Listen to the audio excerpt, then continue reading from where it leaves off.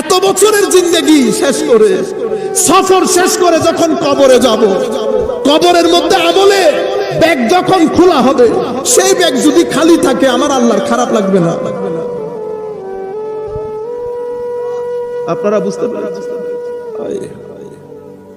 বস কোন রকম ব্যবসা করতে করতে একেবারে শেষ মুহূর্তে এসে যাই নামাজ পড়ে দাঁড়াই, 2 মিনিট দেন একটু নামাজটা পড়ে নে, আমার আল্লাহর খারাপ লাগে না?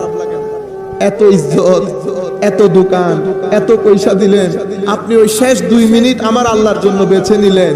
আপনি মনে করেছেন আপনার নামাজের মুখাপেক্ষী আমার আল্লাহ? ওই রাস্তার কোনার মধ্যে যে পাথর পড়ে আছে সেও আমার আল্লাহর তাসবিহ পড়ে, সেও আমার আল্লাহ। আপনারা যে খড়ের উপর বসে আছেন সেই খড় আল্লাহর জিকির করে, বাঁশ জিকির করে, প্রত্যেক অণু পরমাণু ধূলিকণা আল্লাহর তাসবিহ পড়ে, ফেরেশতারা পড়ে। বস দেখ লিয়া हमने रिश्तों का तमाशा, बस देख लिया हमने रिश्तों का तमाशा, मखलूक पे उम्मीद के हर दीप बुझा दे, मखलूक पे उम्मीद के हर दीप बुझा दे, एक तुम हो फकत मैं हूँ और आलम हूँ हो, ए हुस्ने अज़ल सारी हिजाबात उठा दे। আমরা যখন নামাজ পড়ি, নামাজের মধ্যে আমরা থাকি কিন্তু আমাদের অন্তর থাকে না। কত চেষ্টা করি মন রে নামাজের মধ্যে একটু থাক, আমরা আল্লাহু আকবার বলি, মন বলে না। আমরা রুকুতে যাই সুবহান রাব্বিয়াল আযীম পড়ি, মন বলে না। মন অন্য জায়গায় ঘুরে, ব্যবসায়ী ঘরে বাইরে কত মানুষের সাথে। আমাদের নামাজ হচ্ছে এইটা। এই কারণে 30-40 বছর নামাজ আদায়ের পর আমাদের ব্যক্তি জীবনের মধ্যে কোনো পরিবর্তন আসে না। আমরা মিথ্যা বলতাম, বলেছি, এখনো বলছি। লুঙ্গি হাঁটুর উপর তুলে হেঁটেছি, এখনো হাঁটছি। গালি আগেও দিতাম, এখনো দেই। আগেও মানুষের সাথে মিথ্যা বলতাম, এখনো বলি। আল্লাহর হায়া আসে নাই, আল্লাহর ভয় আসে নাই। কখনো রাস্তায় চলতে চলতে হঠাৎ করে ভিতর থেকে ঢুকরে কান্না আসে নাই আল্লাহর জন্য। কখনো রুকুর মধ্যে মনে হয় নাই কাশ আজকে যদি রুকু থেকে উঠতে না হইতো। এটা অনেক মানুষের মাথায় আসে রুকুতে যখন মজা বেড়ে যায়। কত মানুষ সিজদা করার পরে চিন্তা করে যদি সিজদা থেকে না উঠতে হইতো। এত মজা আল্লাহ সিজদার মধ্যে রেখেছেন।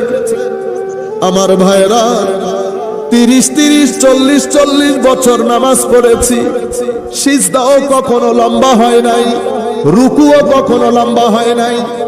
আমাদের জবান ওই আগে যা এখনো তা, কান এখনো তা আগে যা।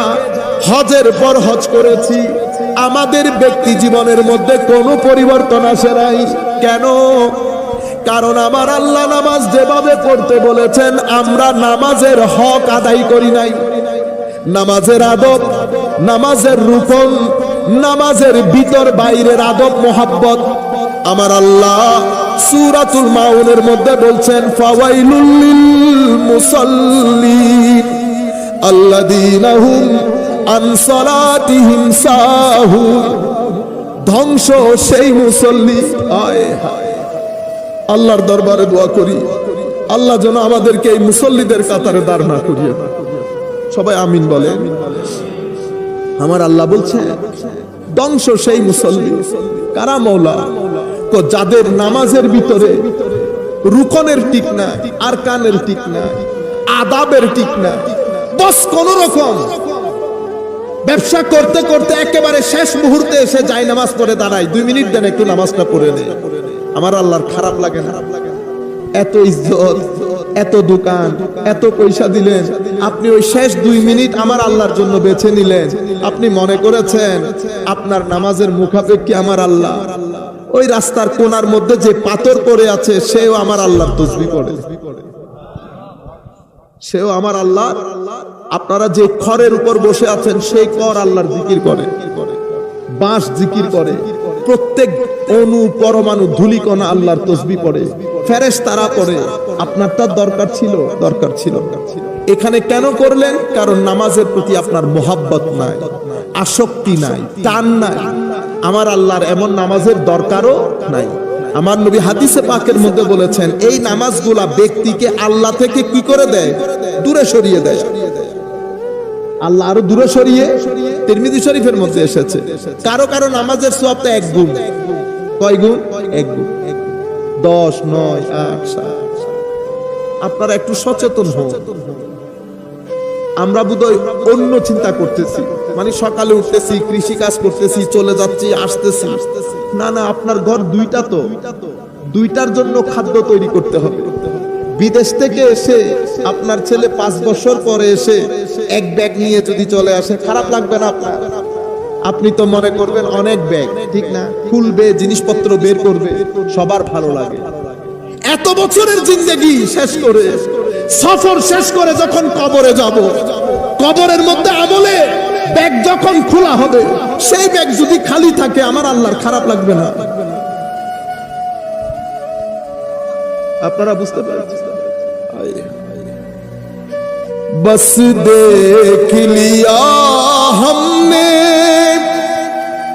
रिश्तों का तमाशा,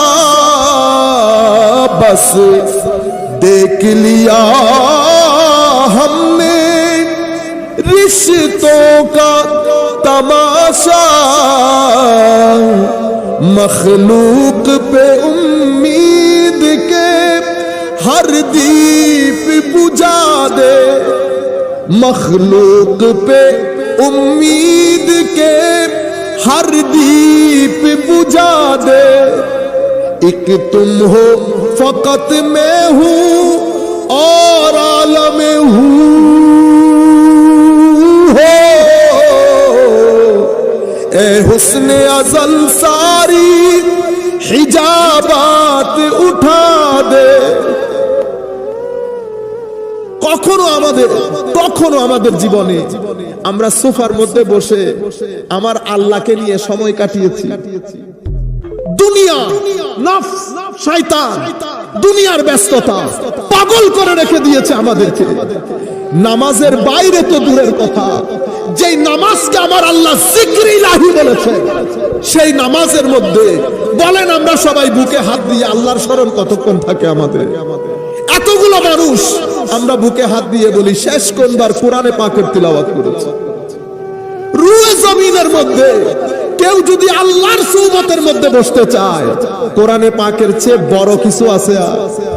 কোরআন পড়া মানে আমার আল্লাহর সাথে কথা বলা, কোরআনের সাথে বসা মানে আল্লাহর সুবতের মধ্যে বসা।